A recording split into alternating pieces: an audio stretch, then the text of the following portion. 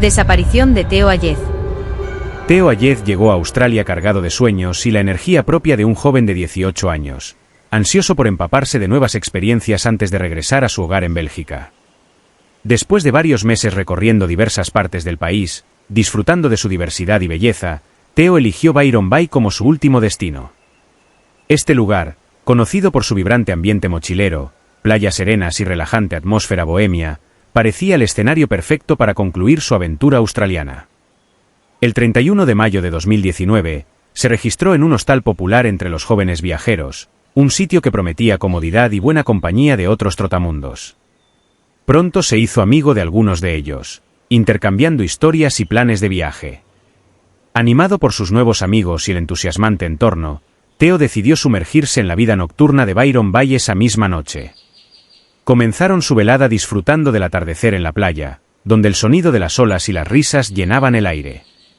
A medida que la noche avanzaba, se dirigieron hacia el Cheeky Monkeys, un bar conocido por su ambiente juvenil y festivo, y un punto de encuentro habitual para mochileros que querían bailar, socializar y disfrutar de la música en vivo. El lugar estaba lleno, vibrante con la energía de jóvenes de todo el mundo, y Teo se sumergió en la multitud con una mezcla de alegría y nostalgia por las aventuras que pronto dejaría atrás. El Cheeky Monkeys ofrecía una experiencia inmersiva de la cultura de la fiesta australiana. Tocaban desde hits internacionales hasta música alternativa local. Teo, con su carisma natural y espíritu aventurero, rápidamente se encontró en el centro de la pista de baile, disfrutando cada momento y dejando que la música guiara sus movimientos.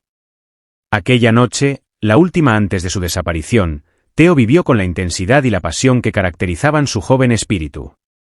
El 31 de mayo de 2019, a medida que se acercaba la medianoche, el ambiente en Cheeky Monkeys comenzaba a disiparse, y Teo Ayez decidió dejar el bar.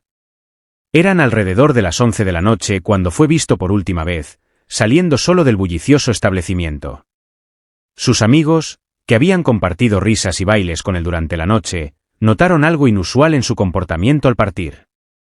En lugar de dirigirse hacia el hostal donde estaba hospedado, Teo tomó una ruta en dirección opuesta, adentrándose en la oscura y tranquila noche de Byron Bay. Este cambio inesperado en su dirección fue particularmente desconcertante dado el carácter conocido de Teo. Siempre considerado y responsable, sus acciones aquella noche parecían fuera de lugar. No era propio de él alejarse sin comunicar sus planes, especialmente en una ciudad desconocida y a altas horas de la noche. La preocupación comenzó a crecer entre aquellos que lo conocían, pues su desorientación no parecía encajar con su personalidad habitual. Los días siguientes a su desaparición, la preocupación se transformó en alarma. El 6 de junio, el hostal donde Teo se hospedaba elevó la alarma después de descubrir que no solo no había regresado, sino que todas sus pertenencias permanecían intactas en su habitación, exactamente como las había dejado antes de salir aquella fatídica noche. No había señales de que Teo hubiera planeado una partida repentina o un viaje improvisado. Su pasaporte, ropa y pertenencias personales estaban todos allí, esperando su retorno. Esta constatación marcó el comienzo de una búsqueda intensa. La comunidad de Byron Bay, junto con las autoridades locales y los voluntarios, comenzaron a rastrear cada posible camino que Teo podría haber tomado aquella noche. La incertidumbre y la falta de respuestas claras solo intensificaron el misterio de su desaparición. ¿Qué pudo haber llevado a un joven prudente y responsable a desviarse en la oscuridad? ¿Y dónde podría haber terminado después de dejar el bar esa noche? Estas preguntas seguían sin respuesta, alimentando una búsqueda desesperada por encontrarlo. Cuando la noticia de la desaparición de Teo Ayez comenzó a difundirse, la respuesta de la comunidad y las autoridades fue inmediata y abrumadora. En los días siguientes al 6 de junio, cuando se reportó oficialmente su ausencia, Byron Bay se transformó en el centro de una operación de búsqueda exhaustiva que involucró a la policía de Nueva Gales del Sur, equipos especializados de rescate, y un número creciente de voluntarios movilizados tanto por la preocupación comunitaria como por la angustia de la familia de Teo. Con la ayuda de tecnología avanzada y técnicas tradicionales de búsqueda y rescate, se desplegaron drones sobre el espeso matorral y a lo largo de las escarpadas costas de Byron Bay para obtener una vista más amplia y detallada de la región. Estos drones, equipados con cámaras de alta resolución y, en algunos casos, tecnología térmica, volaron sobre áreas que eran difíciles de acceder a pie, proporcionando imágenes valiosas que podrían indicar movimientos recientes o lugares donde Teo podría haber buscado refugio. Al mismo tiempo, Equipos de perros rastreadores fueron empleados para seguir cualquier rastro del aroma de Theo, comenzando desde el último lugar conocido donde había estado. Los perros y sus manejadores trabajaron meticulosamente, recorriendo tanto las playas como los densos arbustos que caracterizan el paisaje de Byron Bay. Cada indicio era seguido con la esperanza de encontrar alguna señal del joven desaparecido.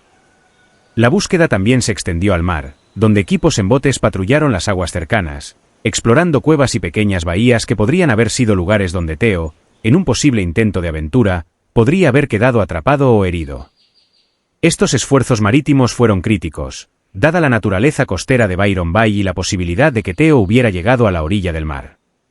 Durante uno de estos esfuerzos de búsqueda, se encontró un gorro de béisbol que se creía que Theo llevaba la noche de su desaparición.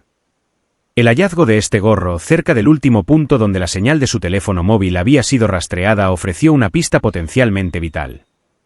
Sin embargo, a pesar del descubrimiento, este no proporcionó una respuesta definitiva sobre su paradero, pero reavivó la esperanza y la determinación de los buscadores, confirmándoles que estaban buscando la zona correcta. Cada pista era meticulosamente documentada y analizada, con la esperanza de que cualquier pequeño detalle pudiera eventualmente conducir al paradero de Theo. La comunidad local, profundamente afectada por la desaparición, se unió en un esfuerzo continuo, mostrando carteles y difundiendo la información a través de redes sociales y medios de comunicación, manteniendo el caso de Theo en la conciencia pública y sosteniendo la esperanza de encontrarlo a salvo. La investigación sobre la desaparición de Theo Ayez reveló una serie de detalles desconcertantes que complicaron el entendimiento de su última noche en Byron Bay. Según los datos obtenidos de su teléfono móvil, Theo utilizó Google Maps para buscar la dirección de su hostal poco antes de desaparecer.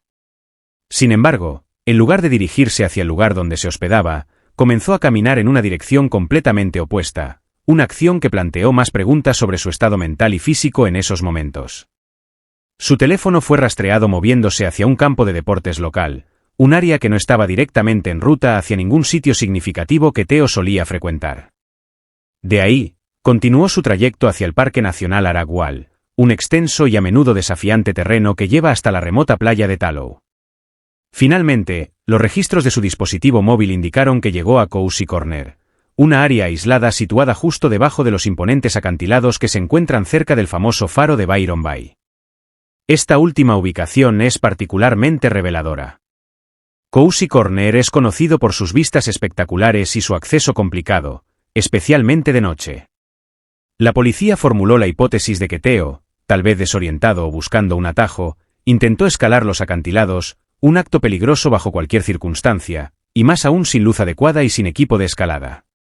La teoría sugiere que en el intento de ascenso, Theo podría haber resbalado y caído al mar, donde las corrientes son conocidas por ser fuertes y traicioneras. Sin embargo, esta teoría fue firmemente rechazada por la familia de Theo. Conocían su carácter prudente y responsable, y argumentaron que era completamente fuera de lugar para el emprender un riesgo tan elevado sin preparación ni compañía. La familia y amigos cercanos insistieron en que Theo tenía un comportamiento muy calculado y que jamás se habría aventurado en una actividad tan peligrosa de manera impulsiva, especialmente considerando las condiciones nocturnas y su falta de familiaridad con el terreno. Esta discrepancia entre las acciones que los registros del teléfono sugerían y el carácter conocido de Theo por aquellos que lo amaban añadió una capa de misterio y tragedia a la ya dolorosa incertidumbre de su desaparición. La búsqueda de respuestas continuó, con cada pista examinada en detalle por investigadores, esperando arrojar luz sobre los eventos de esa trágica noche. En la pequeña y unida comunidad de Byron Bay, el impacto de la desaparición de Theo Ayez resonó profundamente, despertando un fuerte sentido de solidaridad y apoyo entre sus residentes y visitantes. A medida que las noticias sobre el caso se difundían y la búsqueda continuaba sin respuestas concluyentes, la comunidad local se convirtió en un pilar de apoyo para la familia de Theo.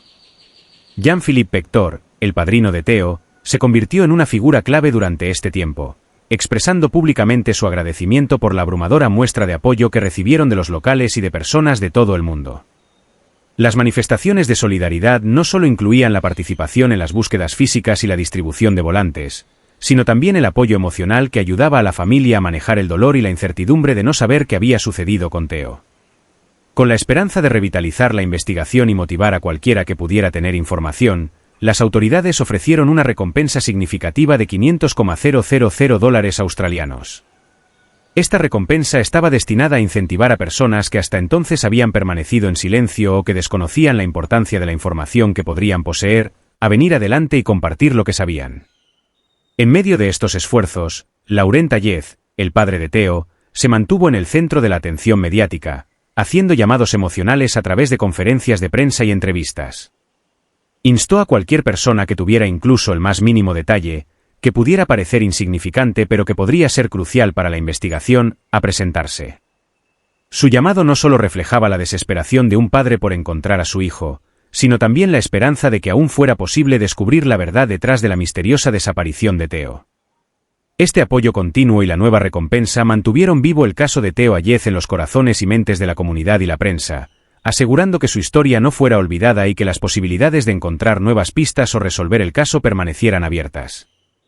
La desaparición de Theo Ayez dejó una marca imborrable en la comunidad y en todos los que siguieron el caso. La forense O'Sullivan recomendó una revisión exhaustiva de las leyes y procedimientos relacionados con las investigaciones de personas desaparecidas, incluyendo mejoras en el acceso a datos técnicos y una mejor comunicación entre los oficiales de policía durante búsquedas a gran escala. También sugirió que las organizaciones de turismo juvenil desarrollen protocolos para reportar la desaparición de turistas de manera más oportuna. Aunque el misterio de la desaparición de Theo sigue sin resolverse completamente, la búsqueda de respuestas continúa, impulsada por el amor y la determinación de su familia y amigos.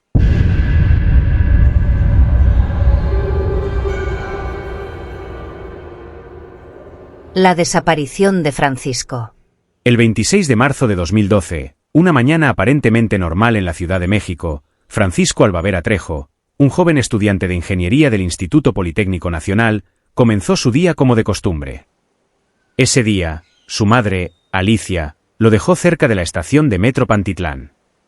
En ese breve momento, mientras se despedían, Francisco le dijo a su madre: «Nos vemos en la tarde, te quiero». Esas palabras se convertirían en las últimas que Alicia escucharía de su hijo antes de que desapareciera en la multitud de uno de los sistemas de transporte más concurridos de la ciudad. Francisco abordó el metro alrededor de las 6:40 de la mañana, un horario de alta afluencia donde miles de personas transitan apresuradamente para llegar a sus destinos.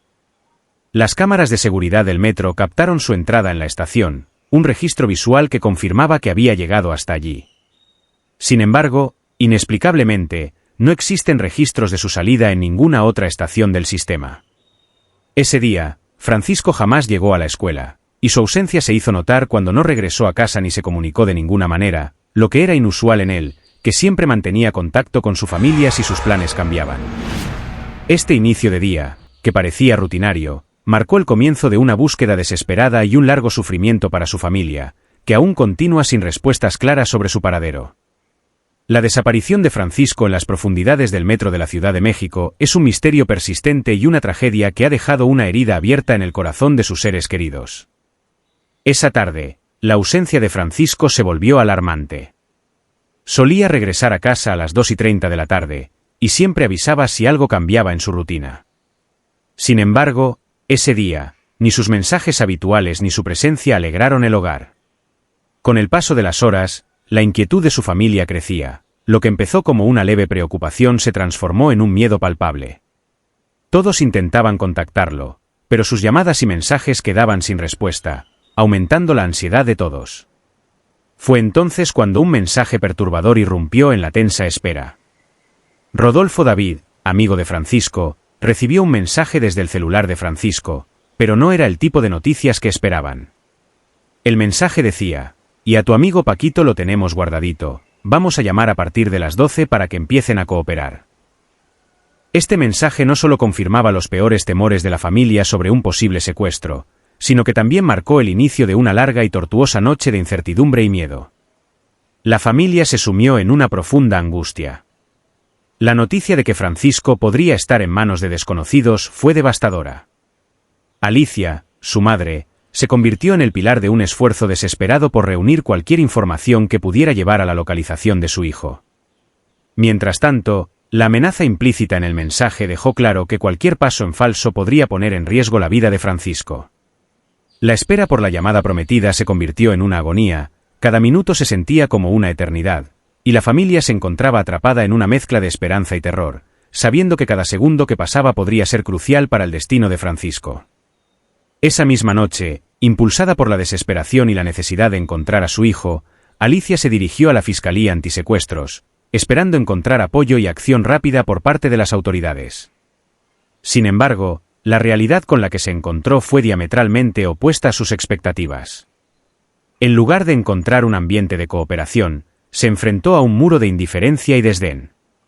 Los funcionarios que la atendieron cuestionaron la veracidad de su preocupación, sugiriendo que Francisco podría haber decidido irse por su propia voluntad, minimizando la gravedad de la situación y sugiriendo que la desaparición era simplemente el acto de un joven que quería escapar de su entorno familiar.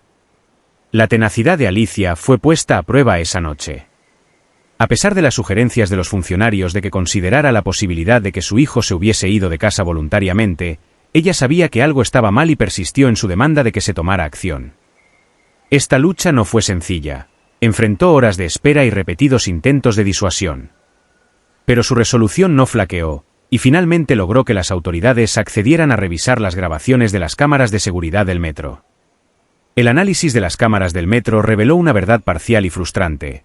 Francisco se había ingresado al sistema de transporte esa mañana, como lo mostraban claramente las imágenes. Se le vio solo, caminando hacia los andenes, una imagen que sería la última confirmación visual de su presencia allí.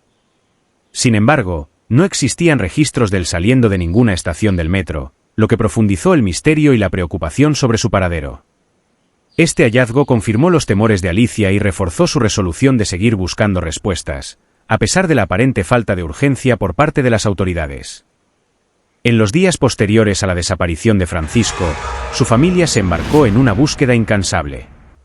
Alicia, liderando los esfuerzos, organizó recorridos siguiendo la ruta que Francisco solía tomar diariamente al Instituto Politécnico Nacional, IPN.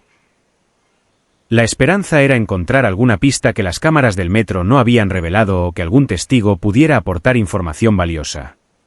Sin embargo, esta búsqueda fue recibida con indiferencia por las autoridades del IPN, que no solo mostraron desinterés en colaborar con la investigación, sino que además no proporcionaron acceso a recursos que pudieran ser de ayuda. En un intento por mantener viva la memoria de Francisco y presionar por más acción, Alicia decidió colocar lonas con la imagen y la información de su hijo desaparecido en las instalaciones del IPN. Sin embargo, esta acción encontró resistencia institucional. Las autoridades escolares pronto ordenaron la retirada de estas lonas y restringieron el acceso de Alicia a la institución. Este rechazo no solo simbolizaba una falta de apoyo, sino también un intento de silenciar las voces de los que buscaban justicia y respuestas. Mientras tanto, la Fiscalía Antisecuestros, inicialmente a cargo del caso, se declaró incompetente para continuar con la investigación. El caso fue transferido al Centro de Atención a Personas Extraviadas o Ausentes, CAPEA.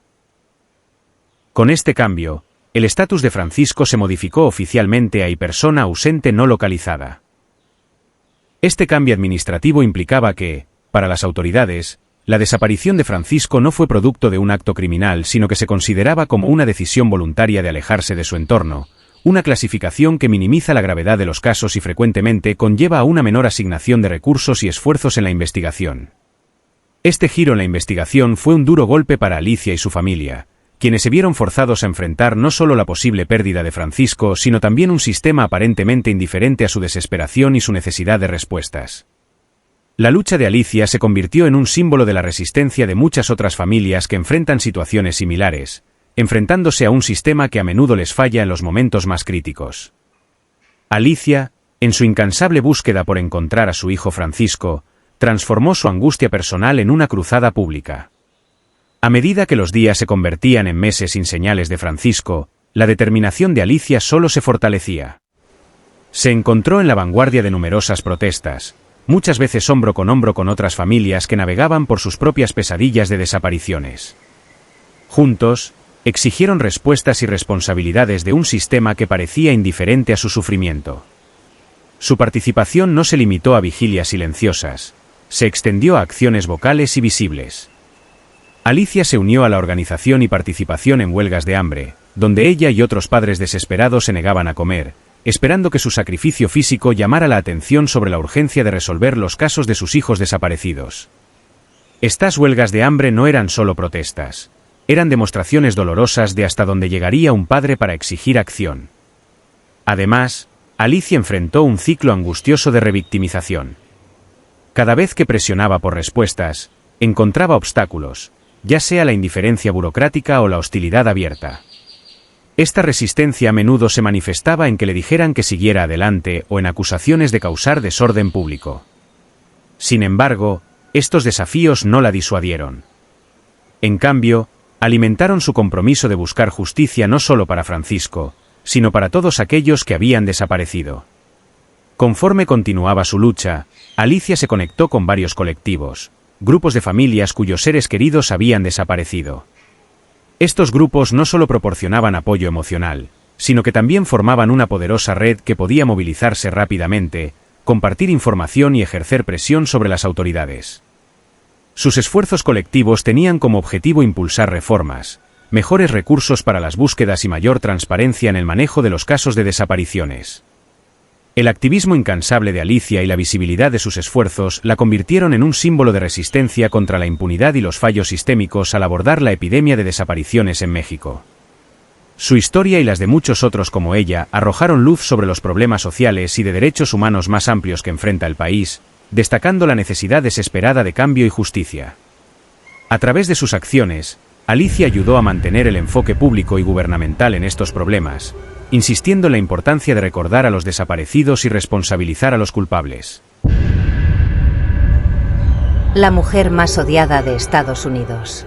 El 5 de julio de 2011, la sociedad estadounidense quedó conmocionada cuando Casey Anthony, una joven madre, fue llevada a juicio acusada del presunto acto de terminar con la vida de su hija, Cali Anthony. Este caso no solo puso en tela de juicio las acciones de Casey, sino que también desafió las percepciones públicas sobre la maternidad y la justicia. Hoy exploraremos los hechos ocurridos. El 16 de junio de 2008, la residencia de la familia Anthony, ubicada en un suburbio tranquilo, sería el escenario de los últimos momentos confirmados en los que se vio a la pequeña Cali Marie Anthony, de apenas 2 años de edad. Aquel lunes, Casey Anthony, una joven madre de 22 años, se preparaba para lo que describió como un viaje de trabajo. Su hija Cali, con su cabello rubio y ojos expresivos, jugaba en el living mientras Casey recogía algunas cosas por la casa. George Anthony, el abuelo de Cali, observaba a su nieta, sin saber que serían los últimos momentos en los que la vería. Casey le había dicho a su madre, Cindy, que tenía planes de dejar a Cali con su niñera, una mujer llamada Zenaida Sani Fernández González, antes de partir hacia Tampa.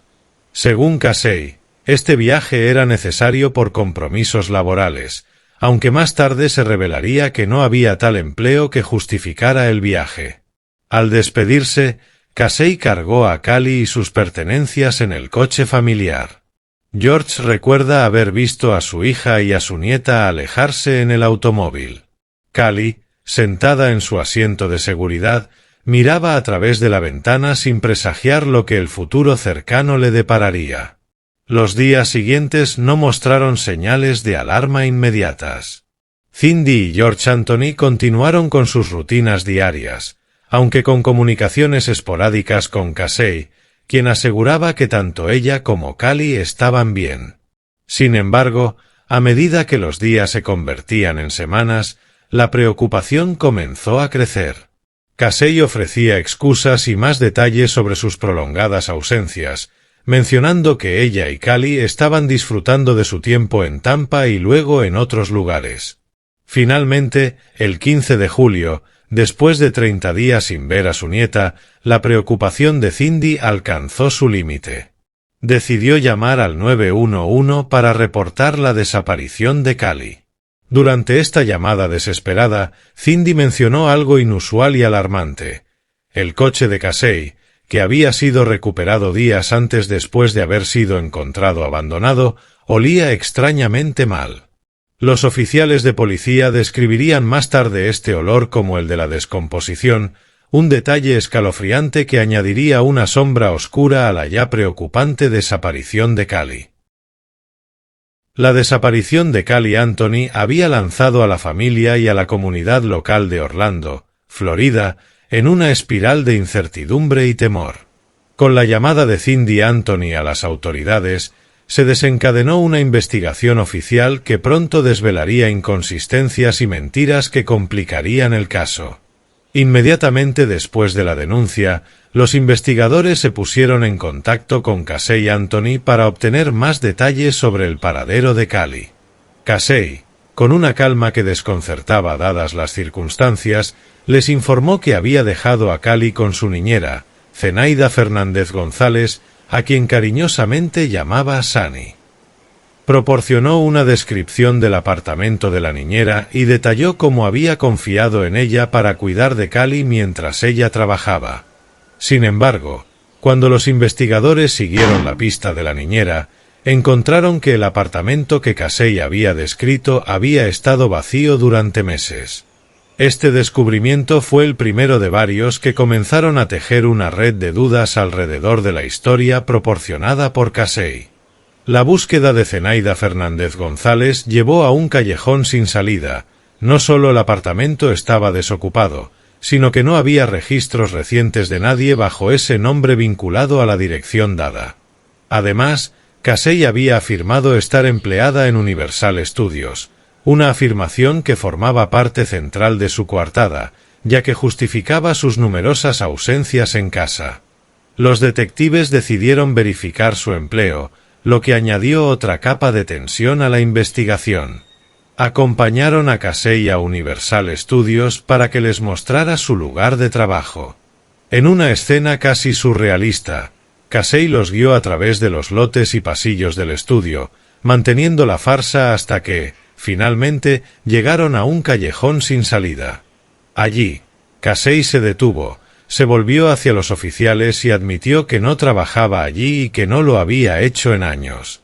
Esta serie de mentiras llevó a los investigadores a dudar seriamente de la versión de los hechos proporcionada por Casey.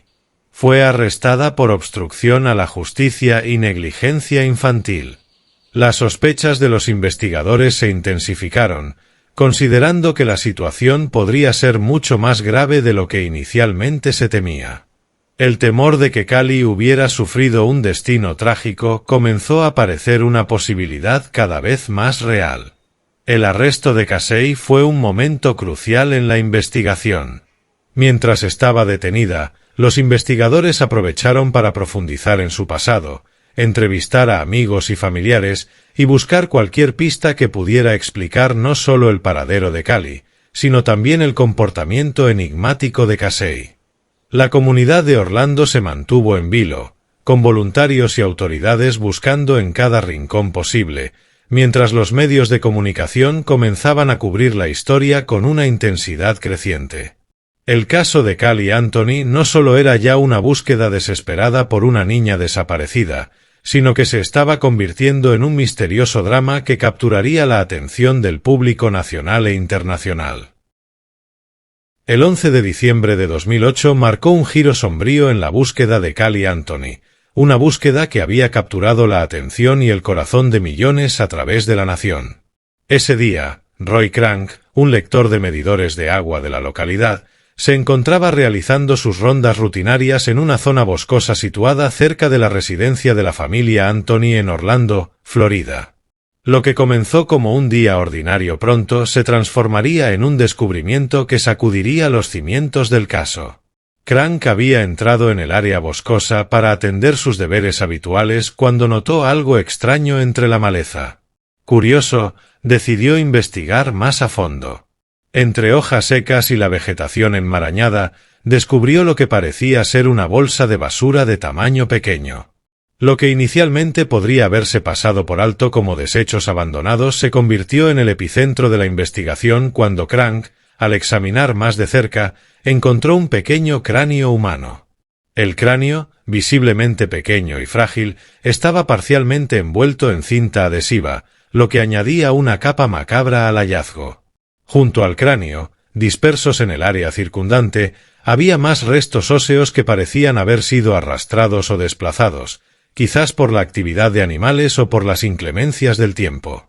Inmediatamente, Crank contactó a las autoridades, y el área se transformó rápidamente en una escena de crimen, con la policía y los investigadores acordonando el perímetro. Los forenses y los expertos en crimen se movilizaron al lugar, comenzando un meticuloso proceso de recogida y análisis de pruebas. 4 días después del hallazgo, tras análisis forenses detallados y pruebas de ADN, los expertos confirmaron que los restos eran de Cally Anthony. Esta confirmación llegó como un golpe devastador para la familia y para todos aquellos que habían seguido el caso con la esperanza de que Cally pudiera ser encontrada con vida.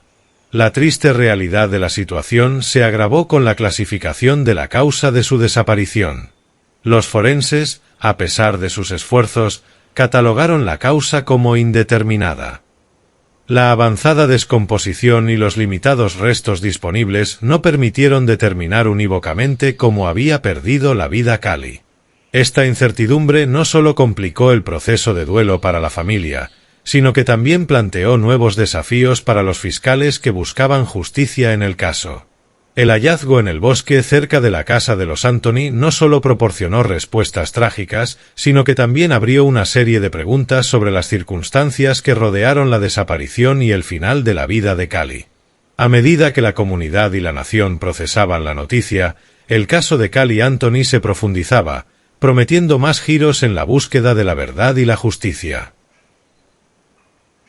En mayo de 2011, el juicio de Casey Anthony capturó la atención nacional e internacional, convirtiéndose en uno de los casos más mediáticos de la década.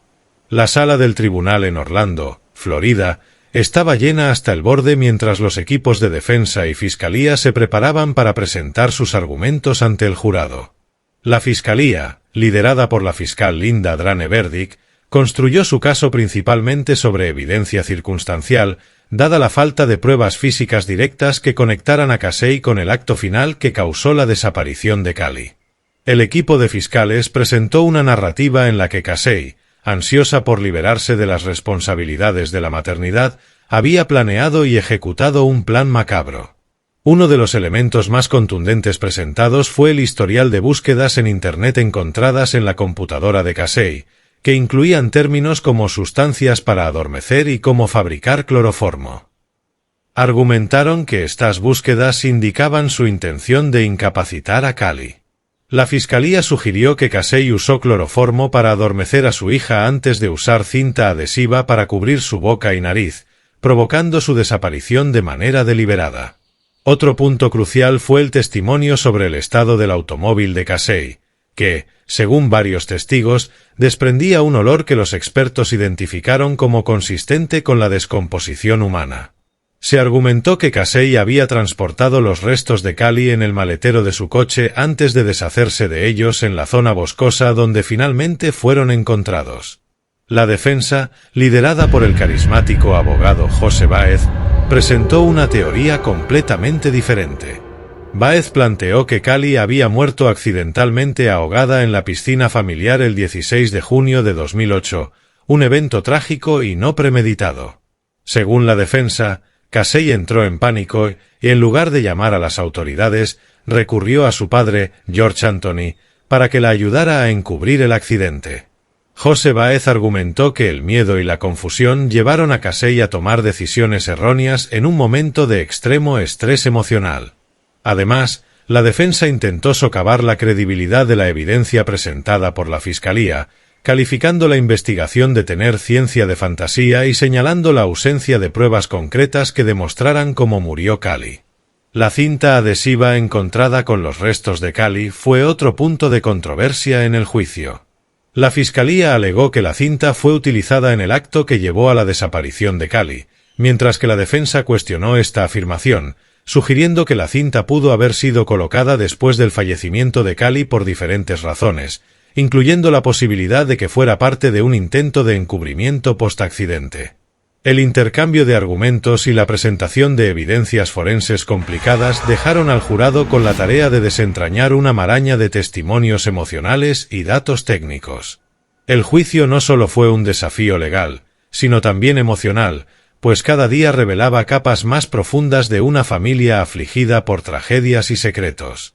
Este complejo entramado de evidencias y testimonios mostró lo intrincado del sistema judicial y cómo las percepciones, Las emociones y los hechos científicos pueden entrelazarse en la búsqueda de la verdad y la justicia en casos de alta repercusión mediática. El juicio fue un espectáculo mediático, con cada día trayendo nuevas revelaciones y giros dramáticos. Los argumentos de ambos lados no solo buscaban desentrañar los hechos del caso, sino también apelar a las emociones del jurado, presentando dos versiones muy diferentes de Casey Anthony: una madre fría y calculadora por parte de la fiscalía y una joven asustada atrapada en una tragedia por parte de la defensa. En el tenso ambiente del juicio de Casey Anthony, la defensa, encabezada por José Báez, maniobró para presentar una narrativa alternativa a la acusación de asesinato que pesaba sobre Casey. Central para su estrategia fue la presentación de varios testigos cuyos testimonios buscaron apoyar la teoría del ahogamiento accidental y desacreditar la metodología y conclusiones de la investigación forense oficial. Uno de los momentos más significativos del juicio fue el testimonio de Cindy Anthony, la madre de Casey. Cindy subió al estrado, no solo como madre de la acusada, sino también como una figura central en la vida de Cali. Con visible emoción, Cindy declaró que las búsquedas en Internet sobre cloroformo y otras sustancias que la fiscalía había atribuido a Casey como parte de su supuesta preparación para el crimen habían sido realizadas por ella misma. Explicó que estas búsquedas estaban relacionadas con preocupaciones por sus mascotas y no tenían ninguna conexión con un intento de hacer daño a su nieta. El impacto de su testimonio fue notable, introduciendo una duda significativa sobre la narrativa de la fiscalía y sugiriendo la posibilidad de que las pruebas presentadas pudieran haber sido mal interpretadas o atribuidas incorrectamente a Casey. Otro golpe a la teoría de la fiscalía vino de un patólogo forense contratado por la defensa. Este experto criticó duramente la autopsia realizada por el forense del Estado, calificándola de deficiente. Su testimonio se centró en desacreditar la afirmación de que la cinta adhesiva encontrada con los restos de Cali fue colocada mientras la niña aún estaba viva. El patólogo argumentó que no había pruebas concluyentes que demostraran cuándo se había colocado la cinta adhesiva, sugiriendo que podría haber sido puesta post-mortem, lo que estaría más en línea con un escenario de encubrimiento después de un accidente, como el ahogamiento accidental propuesto por la defensa. Este testimonio fue crucial porque atacó directamente la validez de uno de los pilares de la evidencia física presentada por la fiscalía. La estrategia de la defensa al presentar estos testimonios fue clara: sembrar dudas sobre la integridad de la investigación forense y reforzar la teoría del ahogamiento accidental. Al hacerlo, buscaban no solo exonerar a Casey de la acusación de asesinato, sino también pintar un retrato de una tragedia familiar que había sido mal interpretada por los investigadores como un crimen premeditado. La presentación de estos testigos por parte de la defensa transformó significativamente la dinámica del juicio, desplazando la carga de la prueba de vuelta hacia la fiscalía y obligándolos a responder a las nuevas dudas introducidas por los testimonios de Cindy Anthony y el patólogo forense. Este enfoque reflejaba la complejidad de los casos judiciales de alto perfil, donde las percepciones pueden ser tan influentes como las pruebas físicas en la determinación de la verdad. El 5 de julio de 2011, en una sala de tribunal abarrotada y bajo la mirada atenta de millones a través de transmisiones en vivo, se llegó a un momento crítico en el juicio de Casey Anthony. Después de semanas de intensos testimonios, argumentos legales y especulaciones mediáticas, el jurado estaba listo para anunciar su decisión. La tensión era palpable tanto dentro del tribunal como en las multitudes que se habían reunido fuera, esperando la noticia. El jurado entregó su veredicto: Casey Anthony no era culpable de homicidio en primer grado, abuso infantil agravado ni de homicidio involuntario de un menor. Estos eran los cargos más graves y los que podrían haber resultado en una pena máxima de cadena perpetua o incluso la pena de muerte. Sin embargo, fue hallada culpable de 4 cargos menores de proporcionar información falsa a las autoridades, relacionados con sus declaraciones iniciales a la policía sobre el paradero de su hija y su empleo. Esta parte del veredicto, en particular, subrayó una complejidad en el caso. Mientras que el jurado no encontró suficiente evidencia para condenar a Casey de los cargos que implicarían que había causado directamente la desaparición de su hija, si reconocieron que había mentido de manera significativa durante la investigación. La absolución de Casey en los cargos más graves desató una ola de indignación y desconcierto no solo entre las personas que se habían congregado fuera del tribunal, sino también a nivel nacional e internacional. Los alrededores del tribunal se convirtieron en un hervidero de actividad, con protestas estallando casi inmediatamente. Los manifestantes, muchos de los cuales habían seguido el caso desde el principio, expresaron su desacuerdo y furia, sosteniendo carteles y proclamando que la justicia no se había servido. Los medios de comunicación jugaron un papel crucial en la forma en que se percibió el veredicto. Canales de noticias, programas de entrevistas y documentales habían seguido cada detalle del juicio, y la noticia del veredicto fue transmitida en tiempo real, alcanzando a millones de espectadores en cuestión de minutos. Las redes sociales se inundaron de opiniones, con hashtags relacionados con el caso trending mundialmente. Las plataformas digitales se llenaron de debates intensos, con muchas personas expresando descontento y teorizando sobre lo que realmente había sucedido a Cal y Anthony. Los blogs, foros y comentarios en las plataformas de redes sociales reflejaban una mezcla de shock, ira y especulación. Algunos defendían el veredicto, citando la falta de pruebas concretas y la presunción de inocencia. Otros, en cambio, sentían que Casey había escapado de la justicia debido a deficiencias en la presentación del caso por parte de la Fiscalía o fallos en el sistema judicial.